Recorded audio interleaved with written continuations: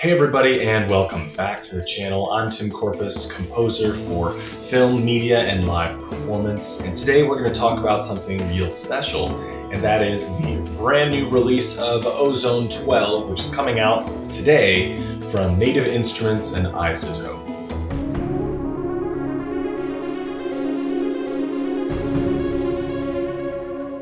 So Ozone 12, which you may be familiar with, is an amazing plugin from now Native Instruments and was iZotope, but it's really powerful and able to enhance the sound of your tracks, and it's especially useful in mastering. So iZotope was founded in the early 2000s, 2001, as a company that would provide kind of these software to sweeten your home audio. It was really targeted towards home creators and not so much towards mastering engineers until later on.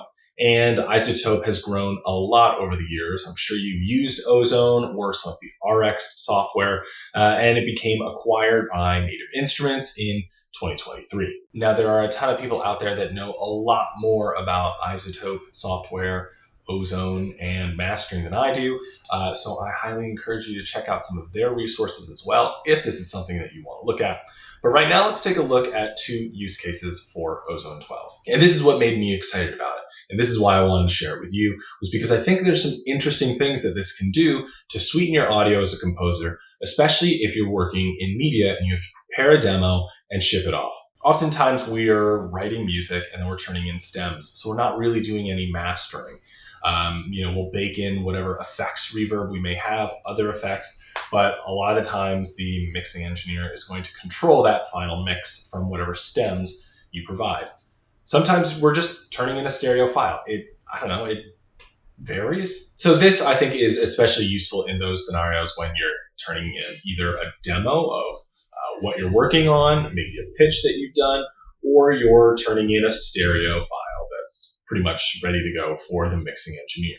So special thanks to the team at Native Instruments for providing me an advanced copy of Ozone 12 to take a look at and prepare something for you all to see kind of a few ideas. We're going to take a look at basically two things as media composers, ways that this could be useful for you. Now, Ozone 12 may not be the tool that you need, and there's a lot of plugins out there that do a lot of different things.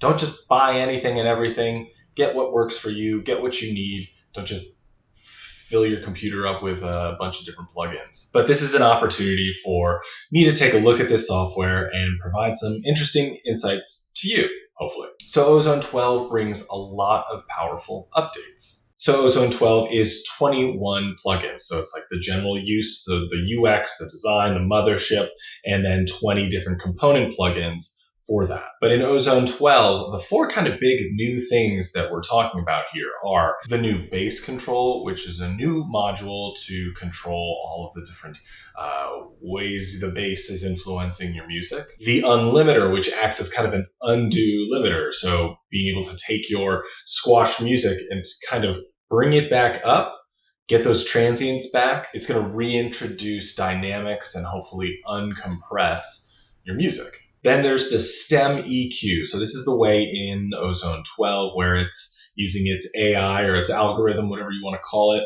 where it's going to take your stereo track and it's going to split them into 4 different stems, which it's saying are kind of your voice, your bass, your drums, and then other. Now, we're talking about orchestral music today, so you'll see different ways that we can use this, but it's still an intriguing way to create some new balance in a super compressed track that you may have. And having seen this work myself on different tracks and watching videos of other people use it, it's really impressive for what it can do for pop, rock, those types of tracks where they have the standardized vocal, bass, piano, guitar, and then drums. So we also have IRC5 moving up from IRC4, which is the intelligent release control, which is supposed to help prevent the distortion and the pumping or ducking artifacts sounds that you'll feel when you kind of increase the loudness. And 5 is supposedly a step up from number 4, which was a pretty smart algorithm that was thinking kind of broadly throughout the entire music of the highs and the lows. And so this is supposedly even better. So we're going to look at this with the Westworld Spitfire scoring competition from like 2020. And I had a submission in that whole contest thing. I think there's like 11,000, something like that. Did you submit something too? Hopefully you did. I mean, it was a worthwhile thing to do in 2020 when the world was shut down. And I kind of like the music that I put together. I think it's fun. But the mix isn't that great. It's just not very good. And I think we're going to be able to sweeten it. And then we're also going to take a look at the audio file from the video that they sent us and see how we can do something with that might help in a situation where you're putting together a demo or a pitch. So first, let's take a look at the music. Okay, so here we are. Here is the original track. You can see that it's got some squishies there. It's definitely not the best mixed, but we do have some fun like dynamics going on here. I've just put this in Reaper and I noted a couple spots that are worth checking out. But what we're going to do is let's just listen to what this is like on its own. We'll just pick a couple spots.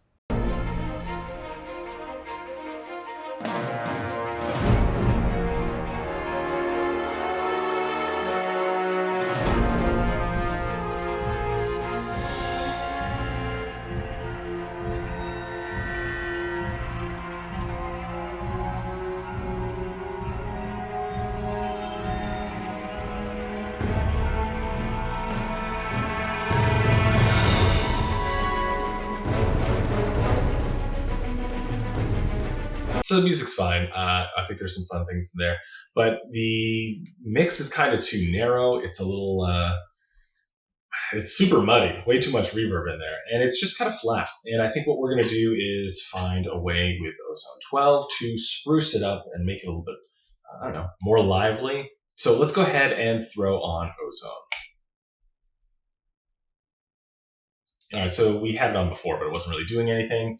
And we're going to select that section because it's a nice, loud, fun section. And we're going to run the mastering assistant over this.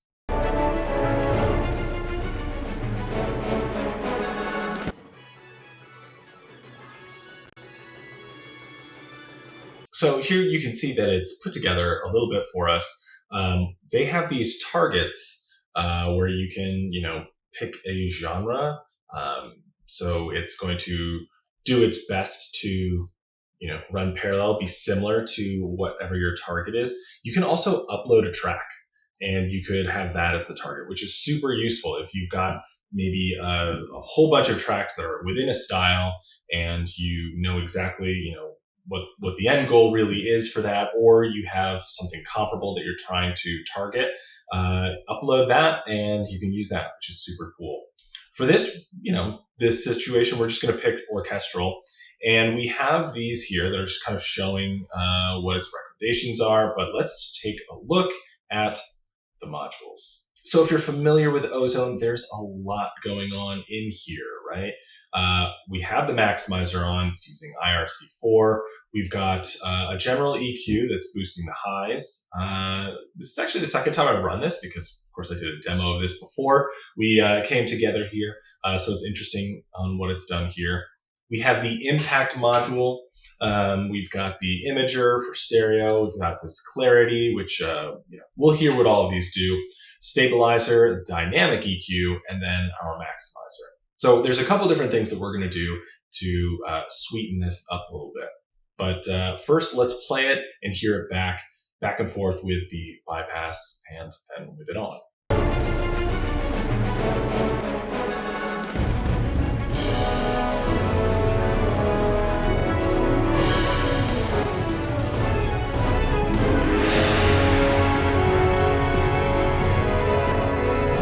So it's not a huge difference yet. There's a lot of information going on here, but there's definitely some changes that we're hearing, certainly in the maximizer in increasing this. But first off, let's do a couple changes. All right, so let's jump into the EQ. I want to clean this up a little bit.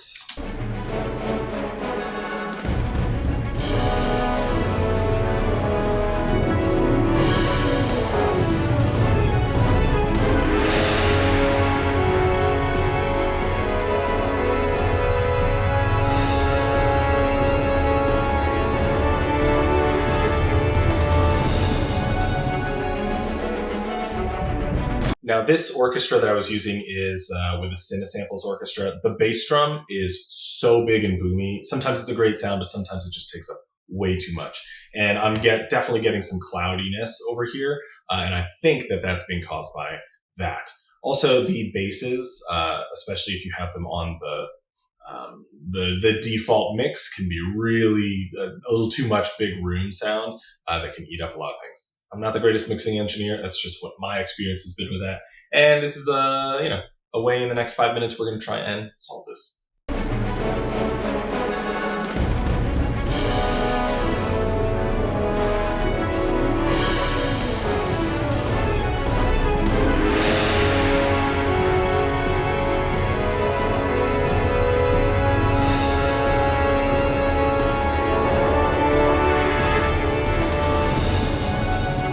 All right, enough of that. We're going to go into the impact over here. So let's take a listen to this. I think the impact, it's really, really subtle on this. It's, I don't even know if it's worth using.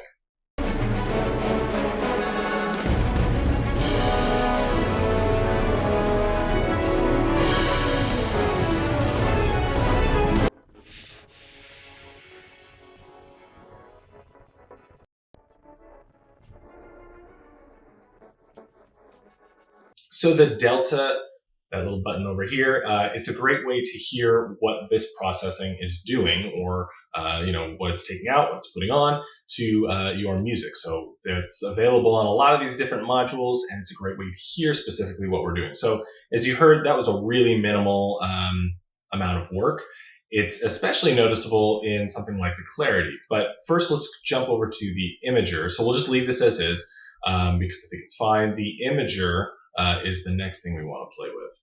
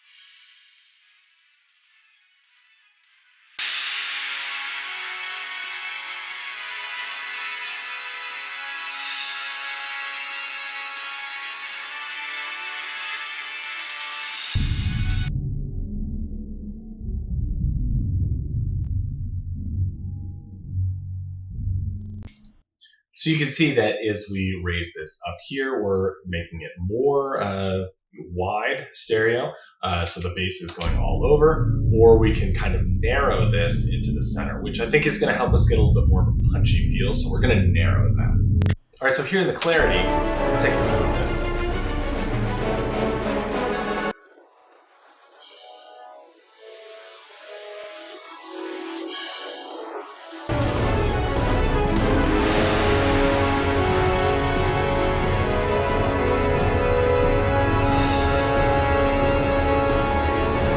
So in a way, this is really just kind of increasing our highs. We'll leave it around here. I think that sounds just fine. We have our stabilizer.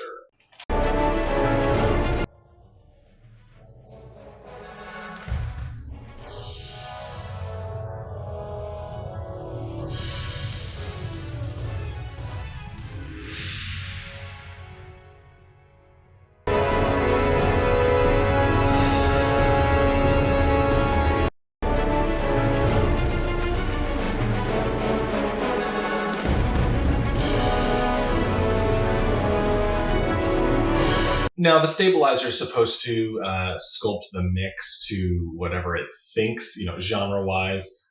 We can see here that we have, orchestral as the genre picked.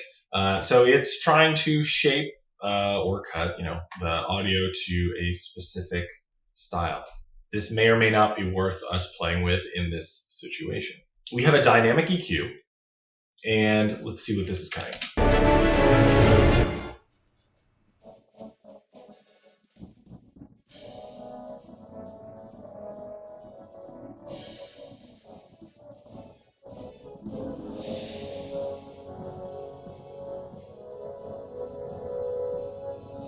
So I do hear some of the mud in there, and I think it's taken away. So we're going to leave that as is. Turn off delta.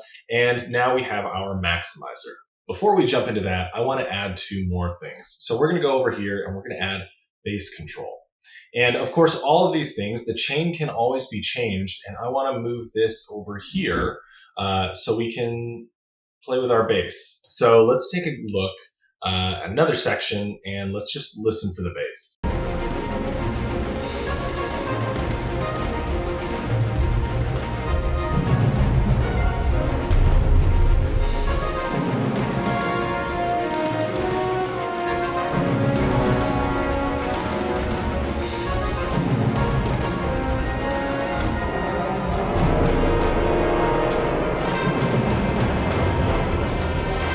So you can hear it's actually a lot more punchy just from the other things that we've done. We're not going to play with the bass just yet, but I did want to show that because first we're going to take a look at the stem EQ. So let's throw this over here.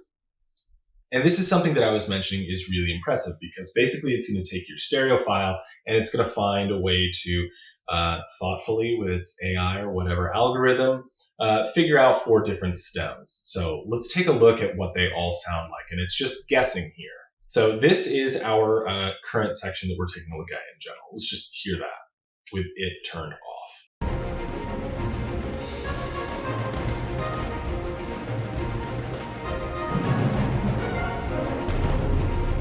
So this is a section with a lot of percussion, a lot of ducka, ducka, ducka, like fast, choppy strings.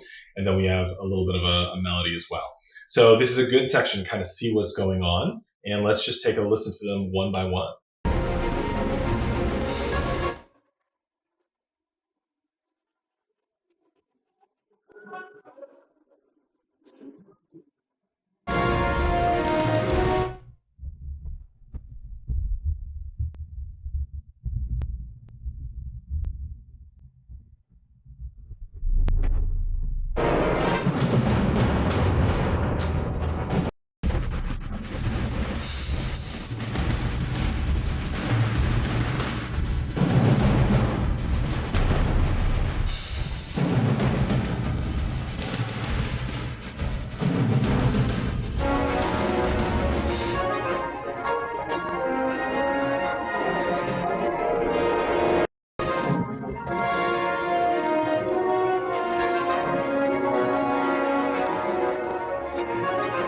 So this is so impressive, right? So it took our drums and separated those, and it took the kind of what's called other, or our trumpets and horns, and it separated those. If you're in a situation, you don't have the original file, and you need to do some mixing, this is a place that you can do that, and it's so cool. So let's, you also probably saw there's not much going on in vocals or in the bass, but we'll find a way to use that. So we're going to use the stem EQ to kind of move some things around. Some of the time the drums seem a little too loud, and then some of the melody things seem like they're a little bit too compressed in. It feels a little bit too narrow and not as dynamic. So we'll find a way to spruce that up.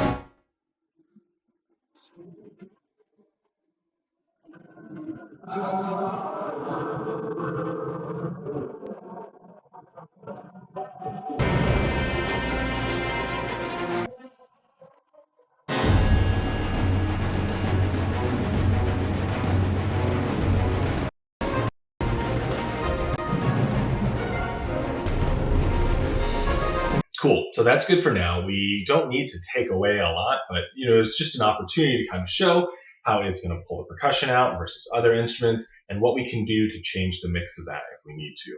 The last thing I want to pull in is the Unlimiter to see if there's anything we want to kind of make a little bit more dynamic.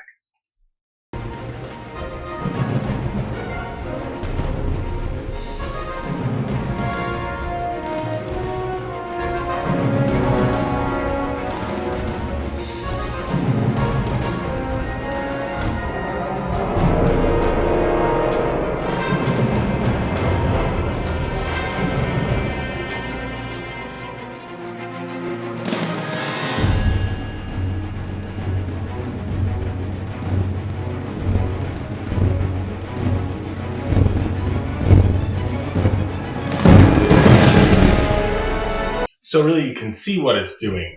That was like an extreme use case where we're lowering the threshold to see how much we can put through this. And then we put the amount at 200%, which is a bit extreme, but you can see how this would be able to take something that was really crunched and increase the dynamics. We'll take a look at another example in a second, but we're going to release this back to something more palatable. And then let's finish it up and see how it sounds. So we're also going to put this behind our maximizer, and let's finish this up.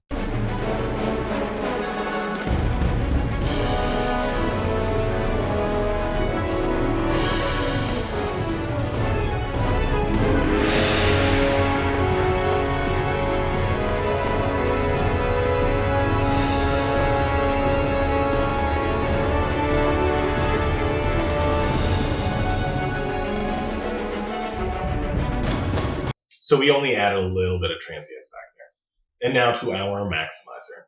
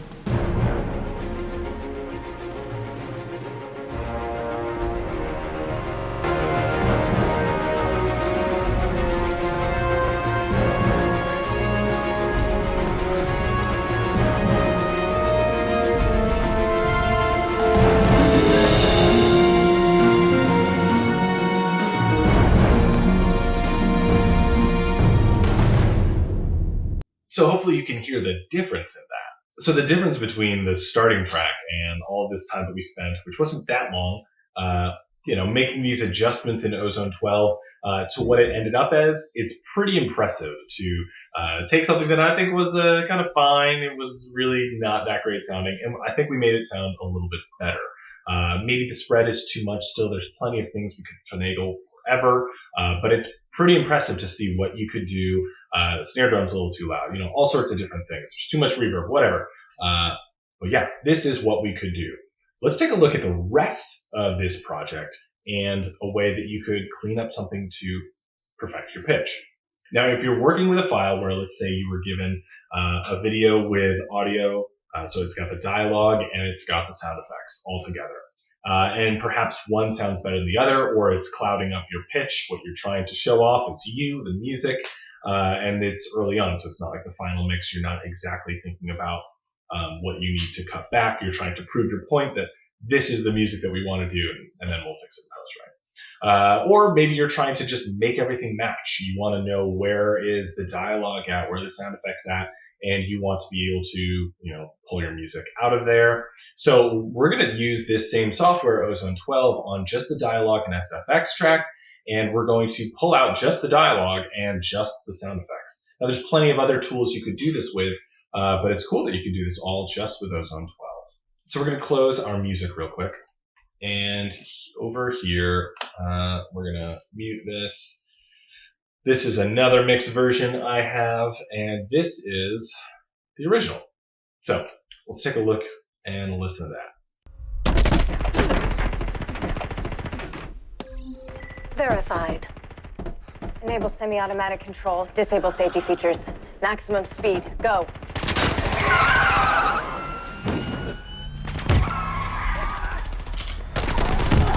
So there's a bit going on. We have the dialogue and all the sound effects, the gunshots. So maybe you want to pan this in your pitch so that your music's front and center, but they need to still be able to hear the dialogue, but you want to push some of the sound effects out of the way of your music. Here's a way that we could do that. So let's go ahead and jump in with Ozone 12. And I've already kind of prepped this in advance, but really all we have here, I didn't do the master assistant.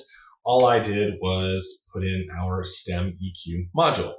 And take a look at it. This is really impressive. So right here, I noted this is where some dialogue happens. So, if we do have this turned off, let's just take a listen to what it sounds like on its own. What's happening to him? I think he's switching genres.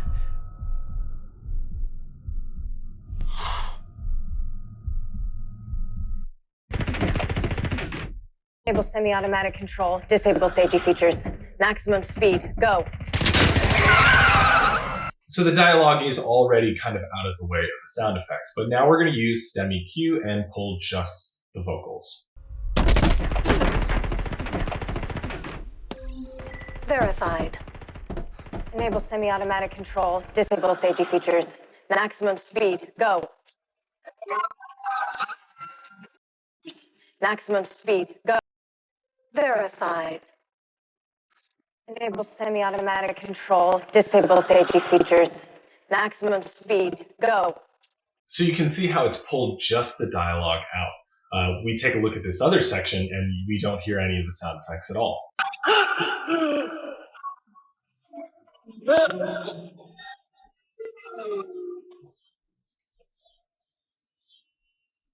So that's pretty useful, right? You can just pull your dialogue only. So we're going to keep this up. So now on our other track here, we're going to do just the sound effects. All right, so we're calling it sound effects. We're not going to have the vocals here. So what we're going to do to get rid of them is I'm going to add a high pass.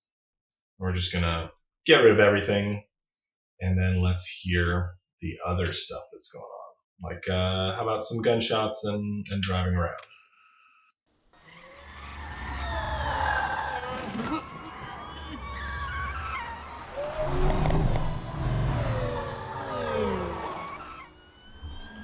So you can hear that we have just the cars now. So we're going to separate the cars out. We're going to move this a little bit wider, and that way it's a little out of our way. So I'm going to take this panning. We have just a stereo balance. We're going to do a dual pan here. And we're going to put it pretty far out. I'm going to go like 90 or something like this. And we are keeping dialogue just in the center. So let's take a look at what this sounds like from just the original with nothing going on.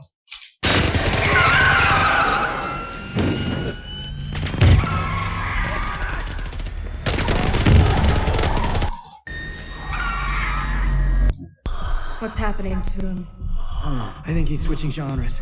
All right, and now we're going to separate it out. So we'll turn it back on, and now everything's moved around.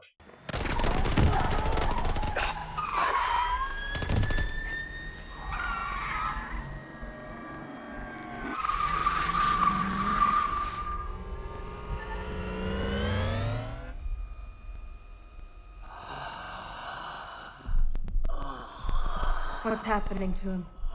So it's a really subtle difference. I think in this scenario where the dialogue isn't really over too much in sound effects, it's not as big of a deal, but you get what I mean where this could be really useful. So now we're going to put it all together with the cleaned up music and see how it sounds.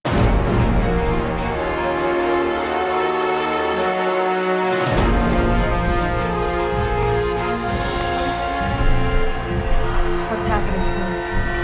I think he's switching genres.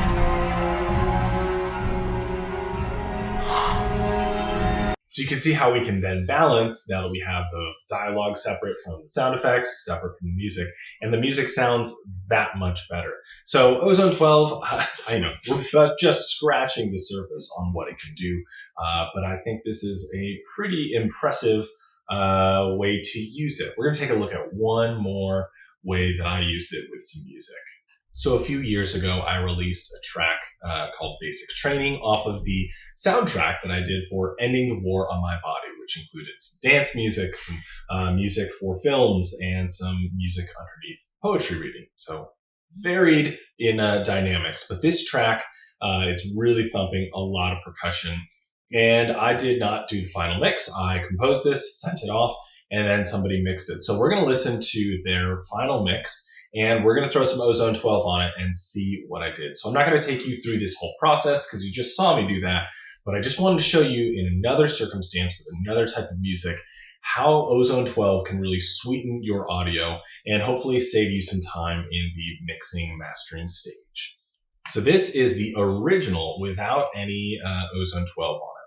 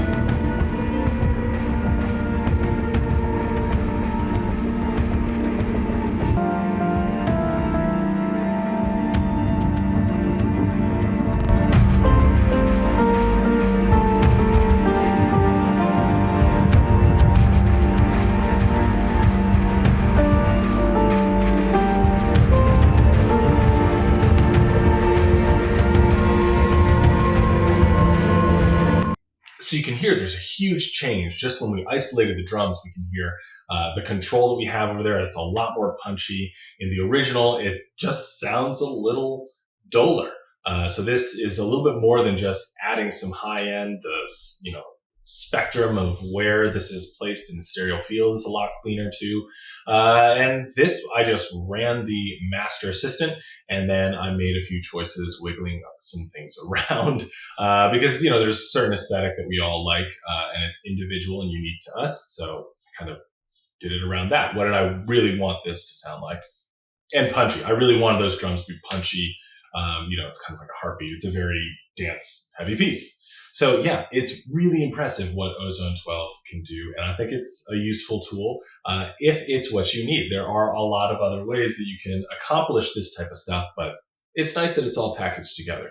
So, I don't know if I'm formally endorsing Ozone 12, but I do think it's a really cool tool. And especially for the kind of songwriting and song world where you're mixing things with your standard voice, piano, guitars, drums, bass, it's even more useful in that than in the kind of film composition world, but it's still, as we saw, very useful for ways to sweeten your mix, especially if it's stereo, and also use it on the flip side, use it on what you're working to, so that when you submit your demo, you're able to sweeten everything so that it sounds the best it can be, so that your pitch and your demo are the best that they can be. Because that's our goal, right? We want to be able to put together the best package that we can to sell ourselves. So thanks for tuning in. I'm sure you have a lot of questions. Like I said, we barely scratched the surface of Ozone 12, so throw your comments and questions below. I'm curious to hear what you think about this brand new software that's coming out today and how you've used Ozone in the past as well, because it's a super in-depth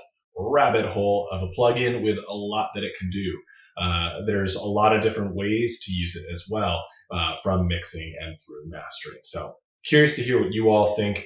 Thanks for checking out this video, and thank you again to Native Instruments for providing me with an advanced copy of Ozone 12 to check this out. I think I may go ahead and get it myself because this could save me some time on some of the projects that I have where I have to pitch with a dialogue track in it. And also, I mastered my own album, Alphabet. I didn't master MMXX, but who knows? Maybe I'll master something in the future and it could be worth it. Let me know what you think, and I'll see you next time.